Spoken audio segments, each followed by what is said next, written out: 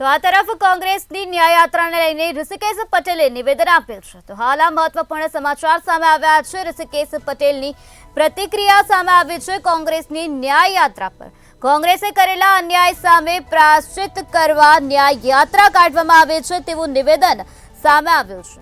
તો ઋષિકેશ પટેલ દ્વારા આ પ્રકારનું નિવેદન આપવામાં આવ્યું છે। કોંગ્રેસના શાસનમાં ગુજરાતનું ક્યાંય સ્થાન ન હતું। આજે તમામ ફિલ્ડમાં ગુજરાત અગ્રીમ સ્થાને છે।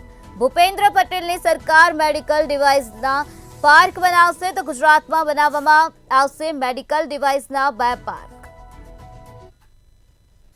દેશની અંદર જ્યારે ફાર્મા હબ છે ત્યારે આવતા સમયની અંદર મેડિકલ ડિવાઇસીસ અને એને લગતી મશીનરી, એમાં લેબોરેટરી હોય કે સારવાર માટેની કોઈ પણ મશીનરી, એના માટે પણ હબ બનાવવાનો પ્રયત્ન ગુજરાત સરકાર તરફથી ચાલી રહ્યો છે।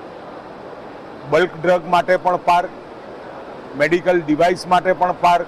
એક જ જગ્યાએ ઉદ્યોગ સ્થાપવા માટે વ્યક્તિ આવે તો તરત જ એને કોઈ પણ પ્રકારની બીજી નાની મોટી ફોર્માલિટીઓના પેપર્સમાં ના પડવું પડે, એ પ્રકારની આ મોટા 2 પાર્ક આપણે એટલા માટે સ્થાપી રહ્યા છીએ કારણ કે એપીઆઈમાં અને બલ્ક ડ્રગની અંદર આજે પણ નિર્ભર આપણે ચાઇના ઉપર છીએ અને આવતા સમયમાં નિર્ભર થવા માટે આ ગુજરાતનું એક મોટું કદમ છે। અને સાથે નાની મશીનરી અથવા તો જે મેડિકલ ડિવાઇસ છે કે જેની અંદર હાર્ટ હોય, આંખોના કોન્ટેક્ટ લેન્સ છે, આંખો માટેના મોતિયાના મણી છે, એ બધામાં તો આપણે આગળ છીએ, પરંતુ આવતા સમયની અંદર પણ MRI, CT scan, X ray machines, જે હેવી સારવાર માટે ખૂબ જરૂરી એવા મોટા મશીનો પણ ગુજરાતની અંદર વધુમાં વધુ મેન્યુફેક્ચરિંગ થાય એના માટેનો સરકાર પ્રયત્ન કરી રહી છે।